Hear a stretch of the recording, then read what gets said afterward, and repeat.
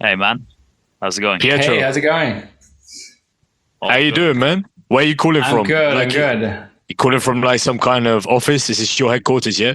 Your CEO office. It's my microscopic headquarter inside of a WeWork. Now you could have just told us that you owned the place. We would have believed you. Yeah. So how are you doing today, Where Pietro? I'm good. I'm good. How are you guys doing? Yeah, pretty good. Where are you calling from? Montreal. I was on a call with a Canadian the other day. He couldn't stop raving about Toronto. He said it's like the best city. It's better than London. It's New York.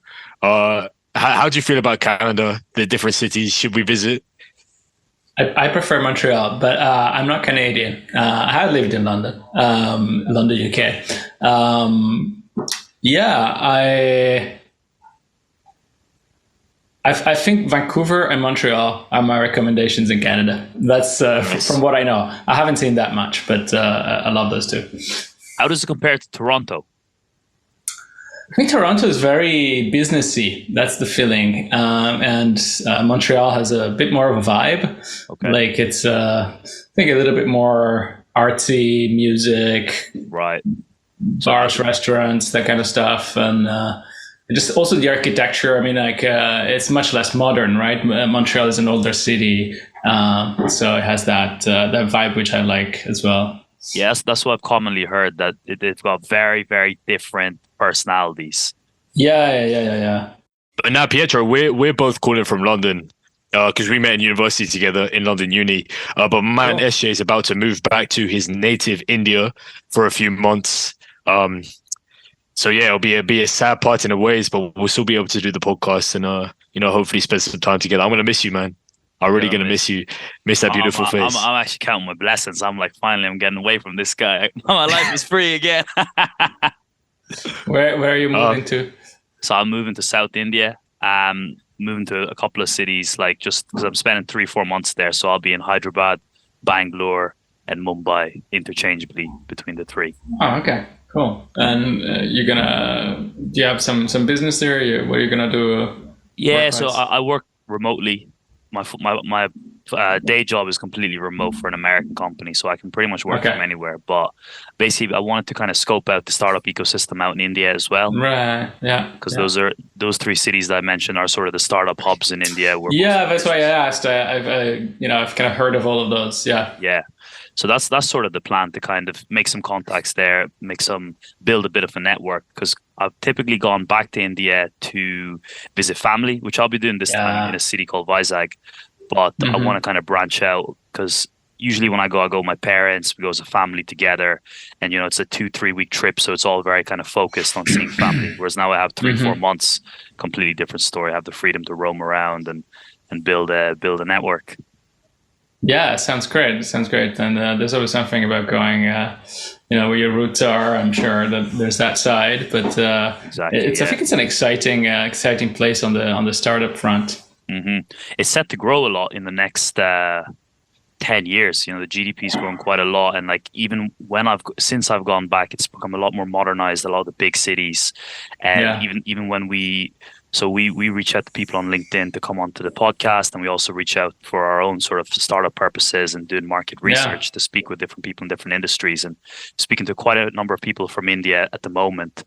And it seems like there's a lot going on, so I'm very excited to kind of get stuck into that because I think yeah. me and James have had conversations in the past with some of our guests, and it usually tends to be very UK, US centric or the Hmm. Western world centric. But more and Yeah, more, we're seeing that a lot of exciting and interesting ideas are coming out of that part of the world. yeah. And yeah, I see that a lot in the bootstrapping scene that I'm kind of somehow part of, I guess. And I follow a lot of people on Twitter, and just oftentimes they're people and businesses and startups coming out of India, and yeah, I'm sure there's so loads there Pietro, do you to build do. your contact list and your client list through these kind of mediums like Twitter, LinkedIn? Is that your primary source of building customers, No, or how do you kind of do business? it's mostly through content. Content and SEO. I think it's the thing that has worked best so far, and some part through outreach. but only for one of the businesses and not directly from me. Okay. And content, you mean what kind of content exactly? Well, it's your typical content marketing game, but I guess done with SEO in mind. Right. So I believe in the idea of starting really with what your customers are effectively, your potential customers, even ideal customers are essentially looking for, and then potentially answering every question they might have. And the closer it is to the product, the better, of course. Mm-hmm. And would that be through, blog posts, articles, that kind of? I see. Okay. Yeah. It's interesting. Yeah. Is it a lot of trial and error with that? Because I've spoken to people kind of who even self-proclaim that they love marketing, right? Which I know is actually a small number of people in this day and age. But they always say like, yeah, the thing I love about marketing is I get to tweak stuff and it's not formulaic and I get to be creative about it. Do you find that hard or easy? Does that kind of play to your strengths or not? Well, I think it's interesting. I like marketing, but I also equally somehow hate it. Because I love thinking ideas. I love coming up with things. But the problem with marketing, I think, for the most part, is that any initiative you could have could almost become a full-time job, right? And so if you are bootstrapped, certainly solo founder type, or if you don't have a large team, it's hard. But you guys know it. Like as a business, you could run a podcast, do content at scale. Run a newsletter, but each of those things individually done at a certain level of quality would require hours and hours of work daily, potentially, right? Each is a full-time business, right, in itself. Exactly. So the work scales incredibly quickly, the amount of work needed, right? And that's why to some extent I have to unfortunately limit what I do, put some boundaries. Last year, I've done a lot of reflection on kind of who our ideal customers are, and came up with tons of potential initiatives and channels. But this year, I'm really trying to narrow down the scope of what we do. So based on what you said, like you said, SEO is the kind of thing that you really focus on. Would you say that's the best one? Because I've heard a lot of different opinions, and I guess it's also based on the customer. A really good piece of advice I heard on LinkedIn is the best channel to market is the channel that your customer hangs out in. Yeah, absolutely. I think that's truth. That's very valuable and applicable, because you first want to start to figure out where people are and where people are at different stages of their, you could call it, of the sales funnel, or just of how they discover products, right? How they find out about things that they use, right? And so it really depends on who we are targeting, right? So can't say generally what's good or bad or what's the best one. But I think there's also another element on beyond that. Whatever it is that for your customers could be the ideal, you kind of want to overlay that with your strengths as well, right? So for one, it might be I'm just going to hustle on Twitter and just connect with people and DM and build relationships and whatever. For others, it might be email. For others, it could be content. There's I think that side of things, if what we're talking about is a bootstrap business, meaning a company that maybe has one or two founders and it's trying to do almost everything with limited resources. Mm-hmm. Mm-hmm. Obviously, you've said the word bootstrap a lot of times, right? I think a lot of the listeners will have a good understanding what bootstrapping is, essentially not requiring any outside funding. But can you kind of maybe elaborate on that definition and talk about why a company might want to be bootstrapped instead of, in this day and age, everyone wants to get that kind of big meaty check from a VC and wants to have their name plastered over the news. Why might a founder go for the bootstrapping option instead? Yeah, for sure. I think there's different tools for that an entrepreneur has, right? You might want to use funding, and it might be very clever and appropriate for the business that you have in mind of building to raise external funding, use other people's money somehow to fund growth, especially. But I think taking a step back, I think there's a bit of a kind of like a lifestyle choice associated to that as well.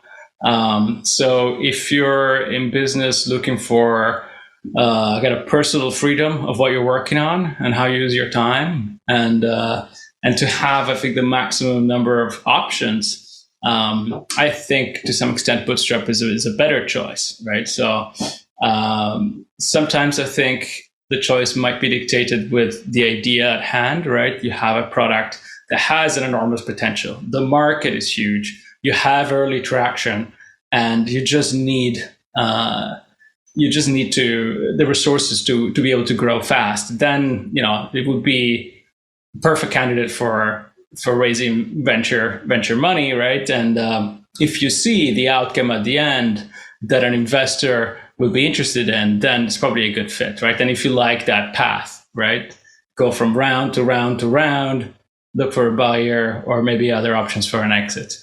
The bootstrapping route, I think, has more optionality. It gives you more possible outcomes, right? You could run something very cheaply and keep it alive potentially if you have automated most of the work and you can delegate the rest, right?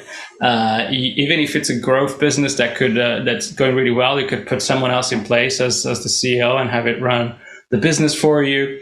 You could decide to go slow one year and fast the following year. You have a lot of choices. You can choose to completely steer the product in any direction you want, right? You don't have a board that you're responding to.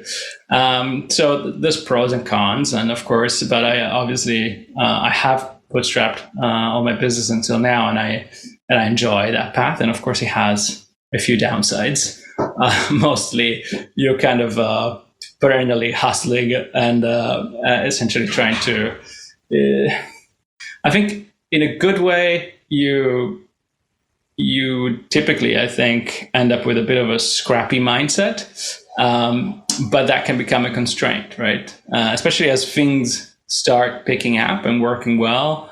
I think you gotta recognize that you have an opportunity to maybe go faster, invest, and get out of essentially almost every job in the business yourself as the founder, and find good people to take care of that. And I think that's how you grow, right? And sometimes it took me a while to learn that lesson, right? And you think a certain personality type gravitates more to bootstrapping? Yeah, totally. Or the other way around. I think it takes perhaps a certain personality type to go the venture back route. I think you need to. We can also reason in terms of team, right? It could be one founder has one personality and another has the other. They put together, they can do whatever they want. But if we're talking about a situation where maybe you're a solo founder, you might have the personality and the inclination towards being particularly good, perhaps at selling essentially the idea and the dream behind your business, and the idea of taking other people's money and having all the resources that you need to actually give it a good chance might play to your strengths. Or you might be another type of person that really doesn't see that as something they do easily, and you generally know very well. And I think it's nice to know that there are other ways, right, that you can actually, with some constraints perhaps, but you can take a different path. Let me slightly rearrange the question. What would you say it is about your personality that made you gravitate specifically towards bootstrapping? Yeah, that's a good one. I think I particularly like that freedom and control, and kind of sense of ownership of what the direction is, and certainly bootstrapping offers that, as I mentioned before, right? You have many options for if things go well, right? You can continue running it or grow it in different ways, and I perhaps also have a personality that has me wanted to figure out things on my own. So that's how I felt at the very beginning, about 10 years ago. Rather than thinking, okay, let's get some money and then I'll figure it out. I didn't feel willing to do that. I wanted to kind of get all the learning on my own first. Yeah. I think that's probably the we're thing gonna have to. from what you said I can most relate to, because I have a friend who at the moment he's around seed stage and he's in the process. He's kind of in the term sheet stage of raising around £2 million. And I was like, mate, that's fantastic. Well done. Great stuff. And, the conversation kind of developed and he went on to kind of say, thing is, like a lot of people, when you raise this amount of money, look at you like, oh, you made it or you've done this or like, that's fantastic. You got so much money now behind you. He said, but the truth is, probably for the next 7 to 10 years till exit, I'll rarely take a week off work. I'll work every single day, even on the weekends, and I'll always owe something to my investors because I'll always have in my head that I'm using other people's money and I must do this. So I guess that's the contrast, right?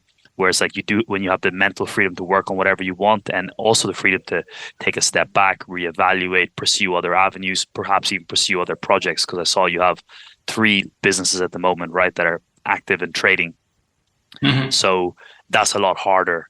Like once you raise investment, I imagine. Absolutely. If you come to your investors and say, hey, I'm going to work on this other project, by the way. I think it's cool. They're like, what the hell are you talking about? We gave you so much money. Yeah. You're not doing that. Exactly. Having that freedom personally of exploring different ideas if they come, or following opportunities when they present themselves. I certainly like that. And certainly the way I do things or I've done things until now, it wouldn't have been very compatible with that other model. So I wanted to ask, what specifically are your businesses and what do they do? Yeah. So Mobilout is my first business. Mobilout is a solution to essentially turn a website into a mobile app. We have 2 products. One's for publishers, sort of news publishers and blogs, and the other is and it's now the biggest or the most successful. And it's a platform to essentially turn a web app into a mobile app. So these days, if you have built anything on the web that's like a SaaS tool or even a consumer application of some sort or an e-commerce website, you probably have a mobile optimized site that already feels like an app.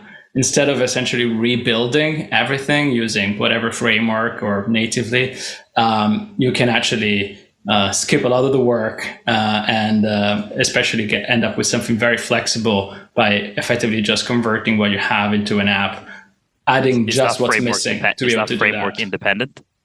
It's framework independent because it's a very simple solution that literally takes what you have and adds what's missing to be able to work and function properly as a mobile app. And on top of that, we add the service essentially to facilitate that process and make sure that you get your app live, approved, and always working fine with the latest updates, etc. So the final product, what app framework is it in? Is it React Native or?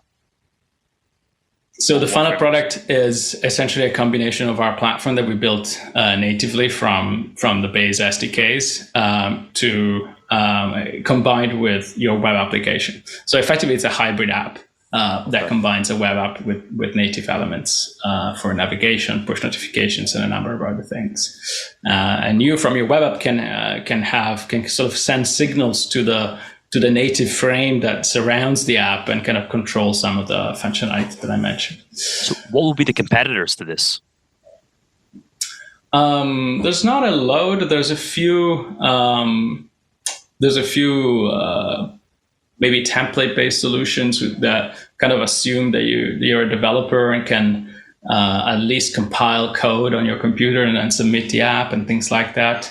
I think we're pretty unique in the combination of the platform with a service element, which is kind of like a done-for-you solution for the problem, in the sense that we'll assist with building the app, publishing it, taking screenshots, getting it approved by the stores, handling all the technical complexity behind the task. So effectively, as a customer, you're essentially filling a form, and we get the job done for you. And then on an ongoing basis, we provide ongoing updates for your app over time. So let's say a potential customer, they got a website, it's HTML, CSS, and some JavaScript.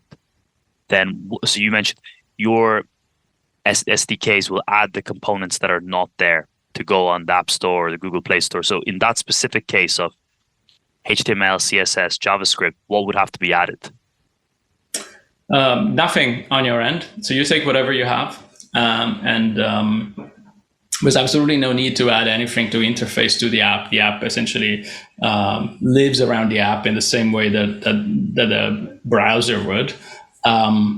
So nothing strictly required. But if you want more control, things like integrating with push notifications and sending individual notifications to the user based on their activity, for example, then there's some development needed for that, right?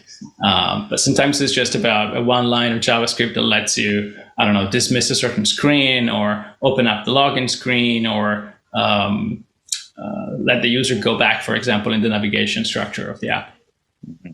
Cool. So who are your customers for this? I imagine like perhaps more kind of old school, businesses that have a website that need to get it app native, or do you have like a range of different customers? Yeah, it ranges. I mean, lately we're seeing a lot of e-commerce, and we published apps for some kind of big name fashion brands or fashion retailers. We have a lot of startups that have built maybe a solid web app, but don't see the benefit really in building, in investing as much as it's needed to build a fully native mobile application, right? So building a native app, really, it's in the hundreds of thousands or millions over time, right? Because you're never done, right? And the problem is not just the expense, but it's also that it becomes very inflexible very soon. And if you have a business that's on the web and mobile, then the two worlds will always have to kind of play catch up with one another, right? And with our solution, essentially, you just worry about building a great web app, and your mobile app effectively just follows automatically, right? Of course, because it's essentially the same app, right? And so that's a huge advantage if you're small, but it's a big advantage even if you're big, right? Because you might not want to spend that amount of money per year if native app development is not your core business, right? So if you're in e-commerce, or even if you build something like a community site, which another popular use, if you build a media site, you don't have 5 developers in the team, right? And maybe you have web developers, but you don't have app developers. So that's the kind of the sweet spot for what we do. Yeah, it makes a lot of sense. And I'd love to definitely touch on your other 2 businesses, but is this kind of, maybe for this company in particular, I believe it's called Mobiloud? Yeah. And the other 2 companies as well. Do you have this kind of framework in which you find ideas? Because we've spoken to, a couple of other entrepreneurs who are typically, SaaS focused, build, these types of web apps, Chrome plugins or like lead generations and these type of fairly rudimental kind of SaaS products. Do you find there's like this framework to come about ideas, or do you kind of come across them in your daily life? Are you inspired by, previous jobs you have, or is it a bit of a mixture? I'd love to just get an insight into kind of how you come across these ideas and how you validate them. Yeah, I wouldn't say I have a framework. I think most of the time, ideas come from a need that I experience directly. And that's something that I like to keep going as I want to work on something where I see myself potentially as a customer, right? Where I see directly the value that we provide, and I can relate, right? I can relate to what we're doing for the customer. So I don't necessarily see myself working for any, X niche that I've identified has, Y problem in a particularly systematic way, right? In that sense, I don't have a framework, and I don't think I would follow one. So Mixpool, my second business, came about mostly initially from the frustration of not having a good solution for taking care of our social media as a business. And eventually, through different iterations, it became something completely different. It became a white label platform and a service for agencies, essentially, to create content for their clients. Again, through iterations, we ended up with something slightly different, but the origin was something that I experienced directly. And for my last business, Feedbear is a feedback management application. So it's a tool that allows you to centralize feedback and ideas from customers in one place, and then kind of prioritize. There's an idea board component where people can upvote ideas, they can comment, they can have a discussion, and that's something that it's a business that actually I've acquired, but I've acquired it because I kind of could see myself using it, and I could see the value in it, and so it kind of checked all the boxes as well. Because I feel like that can sometimes be a trap that people fall into, right? They can, so to speak, scratch their own itch and build something that they are a customer for, and then struggle to kind of, get any paying customers that actually come on and validate that their idea is something they would pay for. So in these cases, was there, some kind of way that you validated it in terms of, I imagine you did a lot of outreach, a lot of marketing around each of the products. Was there also a kind of inflection point where you could say, all right, I found product market fit. This is no longer just a nice tool that I can use and maybe a handful of people can use. This is a product that can actually go and scale. Yeah, I think there's the need to validate obviously is there beyond one's own kind of initial kind of gut feel of, okay, I would use this, right? And I mean, how many products start and die just it was just me, probably, right? It was just me wanting that thing done that particular way, right? So I think validation, sales, the kind of and kind of customer discovery and learning with customers are kind of all the same thing. And I think the healthy thing to do is to talk to as many customers as you can early on, right? And that's something that's ongoing for me. For Feedback, for example, that's the newest, right? But I've personally done sales for Mobiloud until 3 years ago. So talking to as many customers as possible directly. So I think as a founder, it's very helpful to be the salesperson for quite a while. And before even you have a product, to do as many customer discovery calls or customer research call as possible, right? Because that will steer and inform your direction early days, but also on an ongoing basis. I think it's I find I need that. I need those reminders. I need those. I need to validate our direction over time, and I also want to expose myself to new ideas and new things that I haven't considered. And what exactly are you looking for when you say you're trying to validate an idea? Because you hear this a lot in the startup world, like we need to validate our hypothesis. But what are you like? Let's say you're trying to validate an idea for Mobiloud when you started it. What exactly do the target customers have to tell you over a call for you to be like, yes, let's go? Well, I think to some extent, at some point, even early on, you should be able to make a sale, right? So I think that's a great signal.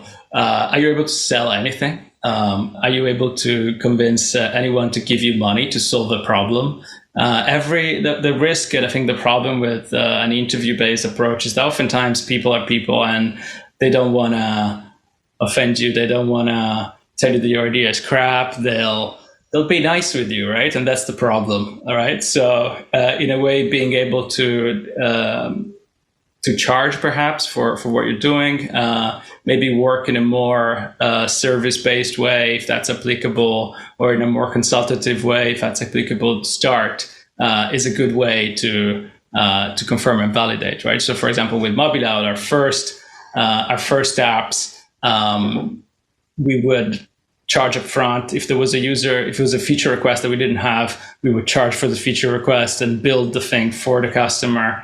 And that kind of essentially validated every request. Of course, you cannot do that all the time, and you should be careful not to end up with a monster product that is the sum of every feature that every customer paid, right? You want control over that, and you want to be cautious. But I think that's a healthy way as well to confirm that there's interest before building, right? That's a great tip. Key.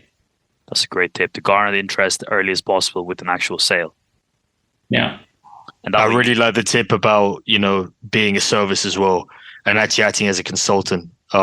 which you're probably almost indirectly doing by just having these conversations, right? I'm sure you get on the phone with like a potential customer a lot of the time, and maybe they don't exactly need your service, but then you can advise them on what they do need and this and that, and it kind of goes back into your own mental framework of what could work, what might work, how I should tweak my solution, right? So it's this nice little feedback loop. Yeah. No, that's really interesting. Yeah. In terms of feedback, this is something you've acquired, right? You didn't found it. I'd love to hear, like where you found it. Was it one of these sites like MicroAcquire? Was it, did you find it by searching? Did you get it through a friend? Because we're both seeing the trend, me and Suraj, that a lot of people are starting to buy now. And I think in the downturn as well, M&A is only going to ramp up, as bigger companies engulf smaller companies and this and that. And it gets harder to kind of reach the mythical IPO exit and all of this, right? So I'd love to hear your take on, what you should look for in an M&A target, and then why did you choose feedback exactly? Yeah, I did find it on a marketplace, and I think my approach in particular to that is I was looking, and I guess I keep looking for things that I would see myself building over the long term, right? So for me, it's more like I'm effectively outsourcing the ideation to someone else, but I'm running it for the same screening that I would run a project or a new idea of my own, right? But I have the advantage of potentially acquiring, but in any case, seeing something that's fleshed out as a product, maybe has a brand, maybe has some sort of identity, maybe has a marketing page, generally it has all those things, right? And so I can really visualize it and I say, okay, is this something that I would see myself running, that I would know how to market, that I understand the problem, understand the market, the customer, and then kind of running through a checklist of, does it fit with, bootstrapping? Does it fit with being sold through the marketing channels that I know at least something about, right? So for example, SEO and content, and considering overall the opportunity, what's the market size, what's the growth, is it riding on some sort of trend, all these considerations that I would kind of run my own ideas. So that's been my approach, and this is especially for very small acquisitions, right? Because that's an entire category of things that's been created over the last couple of years, I would say, starting with MicroAcquire, but now there's tiny acquisitions, there's all the versions between tiny, micro, etc. It's getting smaller and smaller, and literally there's a website that sells just side projects and they focus on that, right? So you're talking about acquisitions that could be just in the thousands, right? And I'm seeing two trends in a way. I'm seeing a lot of people building maybe micro SaaS ideas, and perhaps without intention, or perhaps giving up too early, just they don't bother with trying to grow them. They'll just list them and move on to the next one, right? And this creates an opportunity perhaps for people that maybe have more of a business background and the marketing skills and the ideas to pick this up and decide that maybe, okay, this is something that I could build and grow. So I'm seeing a lot of that, and I keep monitoring the market with kind of the ideas that I mentioned earlier. And I think there's certainly a lot of potential in acquisitions, even at this scale, even as a model for entrepreneurship, right?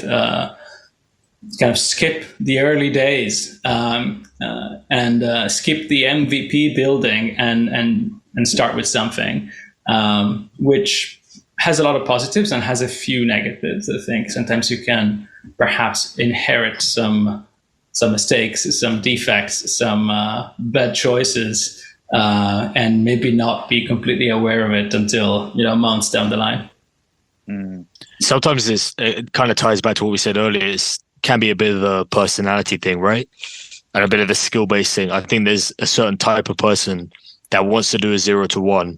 And a certain type of perhaps more generally speaking, commercially minded person that's willing to take something that already exists in the world and scale it up.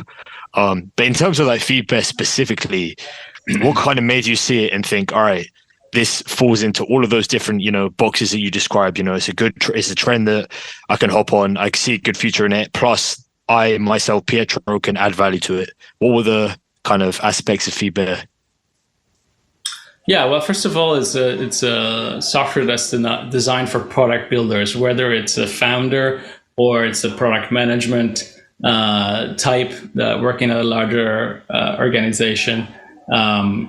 And I kind of love the concept of something that allows you in a way to validate ideas for your product and to work on validated ideas and to kind of source ideas at scale. I have experienced, having your typical CRM tool or something like Intercom, right, the help desk type software, receiving feature request after feature request, answering nicely, and say, yes, we'll take it into consideration, putting it somewhere in your head, and then literally forgetting about it and probably never getting back to that customer ever, even if we built the thing.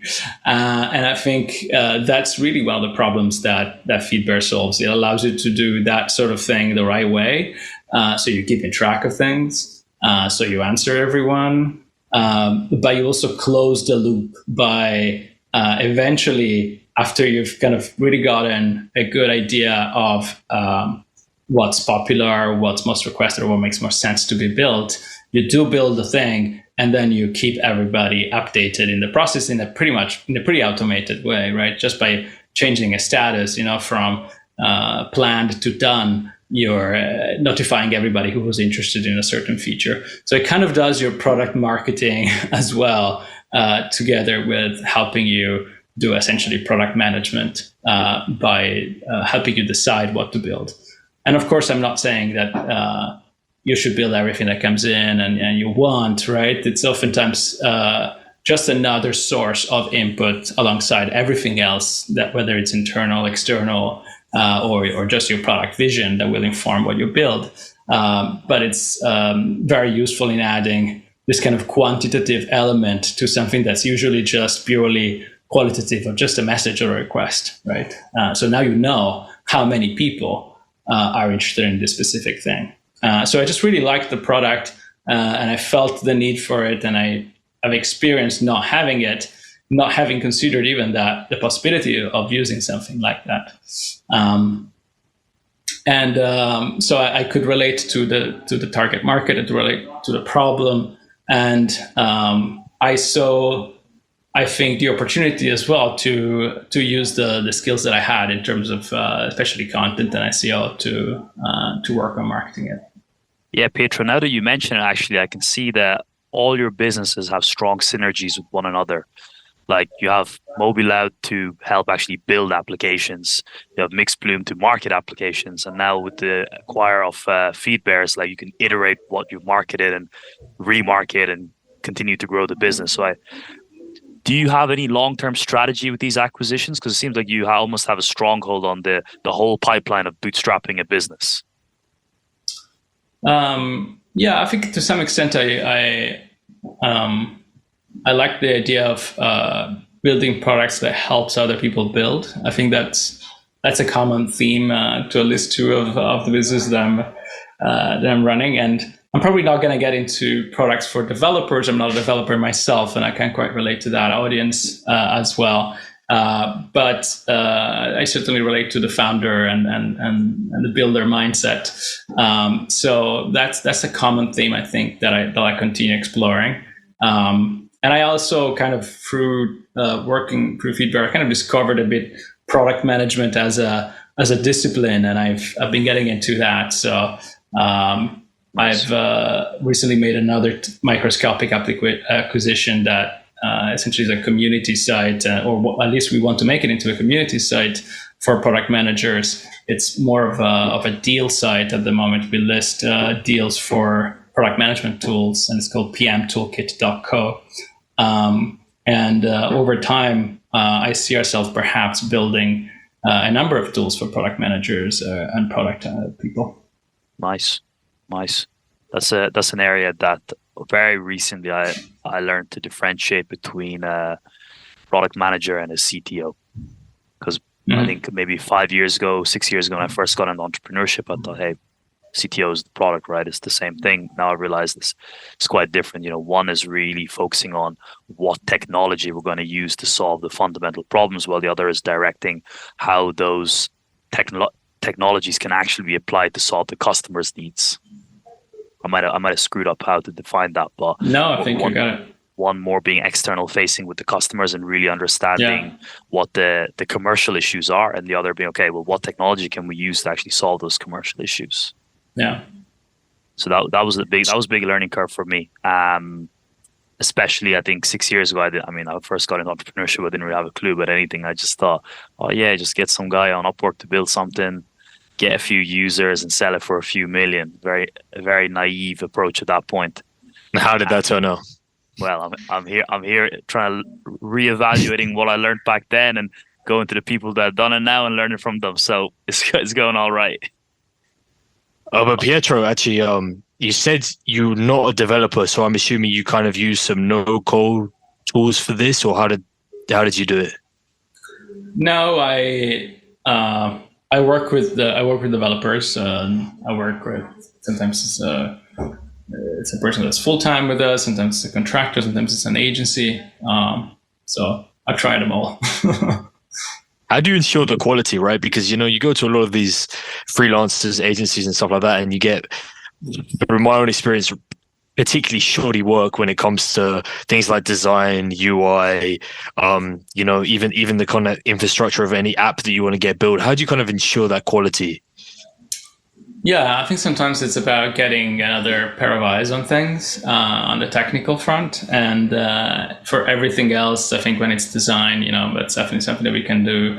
And there's also a lot of other qualitative aspects to the work that matter a lot. Like just simply liking to work with a person, having somebody that's thorough and well organized, and that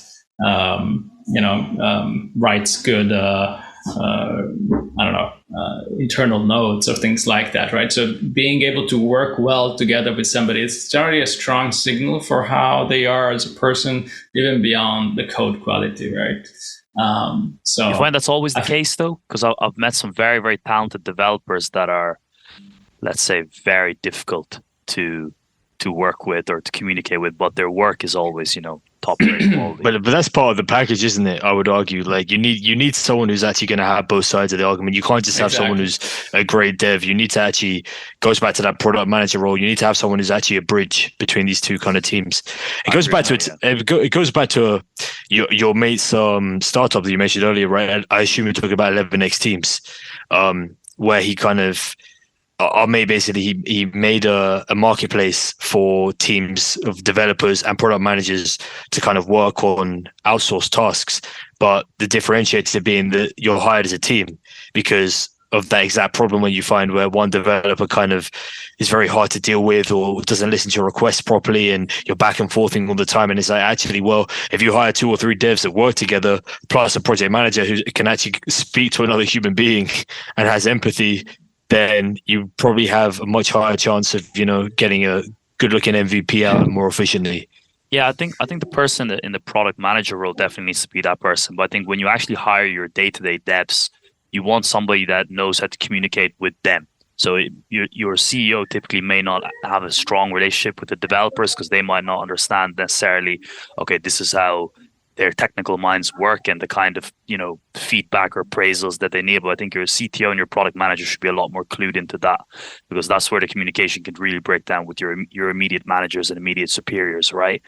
I think even one of our friends, he works in a company called Tessian, and he was telling us a while ago that there's very little crossover between the developers and the salespeople. Like they're startups, so pretty much their team is like 45% developers, 45% sales, and 10% HR and operations. And he was saying there's very little cross communication, but I think the company's still doing well, right? So it's like, as long as the people immediately in charge of those developers are able to maintain good relationships and get the work done, then it will work. But just to backtrack on the point that I think, the CTO and the product manager need to be able to connect with people, but those people don't necessarily have to be of the same personality quality of the product manager and CTO. Yes, I'd love to hear your take on that, Pietro. I think some good points made there. Yeah, I totally agree with what your comments were. I think there's the ideal developer for us, at least, is somebody that has that ability to communicate and also has the ability to view the bigger picture of what they're working on and understand not necessarily a hyper detailed product requirement document, which is not necessarily what we're going to give them, but really understand the perspective and the context of what the user is trying to do, of what we're designing, and then be part of the solution, and work kind of collaboratively with my product person, with myself, with whoever's designing as well. So it's a mix of skills, and many times that genius developer that's great with code might lack some of those skills, and maybe he's going to be great at something else, right? So that's my view on that. I think as we get a bit better in terms of our own kind of product management internally, we're kind of learning to work better with developers as well, and kind of try and not necessarily provide something that is hyper prescriptive in terms of what the output needs to be. Makes a lot of sense. I think the onus is also on the developers to improve communication. So I feel in the past, I've worked in the asset management industry for about a year and a half now, and I'm almost sure in the past I've gotten roles over people that were probably technically superior to me, but more so due to my communication, having both sides of the package. And it's something that because James and I went to Imperial, which is a STEM university, and pretty much all of our colleagues and friends were engineers or scientists, and it was something that was kind of always told to you during university that communication is a huge part of any role you go into. And we even had modules like professional skills development and things like that, which at the time, to pretty much everybody who wanted to focus on the mathematically rigorous subjects, seemed like a waste of time, to be quite frank. But now in retrospect, it actually makes a lot of sense, and I see why they actually even introduced those things. Because in the workplace, you don't have to be the best technical developer to go the furthest in your career. Yeah, absolutely. Mm-hmm. So what's on the roadmap now for the next year for you guys, and what you're working on, Pietro? Yeah, so I think mostly doing a bit less and doing a bit better. I think that's in general terms what I'm trying to do, and mostly focus on content, as that's at least what I've learned I enjoy the most. Building content at scale, coming up with good ideas first of all, and kind of to be helpful with content, but also to be very I think tactical sometimes with essentially trying to answer everything the customer might care about. I like that kind of concept beyond just trying to come up with something interesting. That sometimes is how people approach the problem. So doing a lot more content, doing a lot more, let's say, organic marketing versus one thing I've grown a bit discouraged with is it's paid acquisition through kind of paid social or paid search. Mostly feels like that doesn't seem like a great game to play in as a bootstrap business. Very hard to see an ROI in my experience, and I much prefer kind of building an internal machine to do whatever. It could be outbound sales, it could be other things, or investing in content essentially, which has a lot more potential for iteration and giving a return in the long term. So a lot of that, something else I think that we figured out, especially with Feedbear over last year, is kind of learning to take a step back and be a bit more deliberate about the outcomes that we want the product to create for our customers, and try and be a bit less iterative with development. So not necessarily just responding to user requests. I think once you have something like Feedback, you get a lot of great ideas from your customers, right? But sometimes just doing what your customer asks for is not going to unlock that growth or opportunity that you might have and that you might see, right? And so having sometimes having the courage to stop a bit and take a step back and reassess and steer in a completely different direction, I think it's something that we need to do more of, and that we are kind of busy kind of planning for next year. Yeah, we couldn't agree more, man. Like, it's all about control, right? I think at the end of the day, that should be our ultimate goal. So that's quite inspirational to hear you talk about you actively putting yourself in a position such that you can be in command of what you want to work on, when you want to work on stuff. But on the contrast of that, I just want to go back as well to your early career. I understand you worked in biz dev at Apple. And I think Apple, to most people at least, I think Apple is this kind of like quite mystical, mysterious company. And, there's all these, ex people that have worked at Apple. They seem to have all these like trade secrets and this and that. So I'd love to hear kind of what it was like working there and maybe your top 3 things that you learned from your time there. Yeah. That was essentially my first corporate job. And it was in London. It was in their EMEA offices. And I think for me, it was there was a lot of that mystical idea of kind of like, what is Apple and what the past and entrepreneurial past of the business, the product, the design side of things. And of course, I mean, it contrasted a bit with the reality of essentially a corporation that, of course, it's even grown so much in the last 10 years since the last time I was there, or even earlier. And so the reality as well of a corporate structure and a corporate way of doing business, which I learned in those years. Not exactly what I wanted for myself, right? Not necessarily a good fit for me.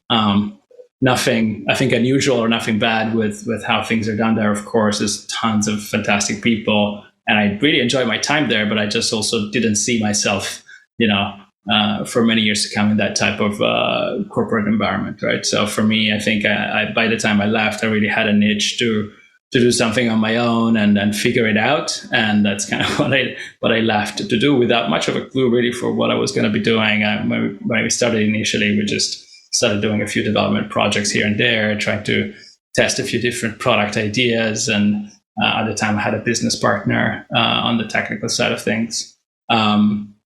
So yeah, that was my main learning really from those days, even though I think it left with me a very solid understanding in general of business and how larger businesses work. And I think that's actually very valuable.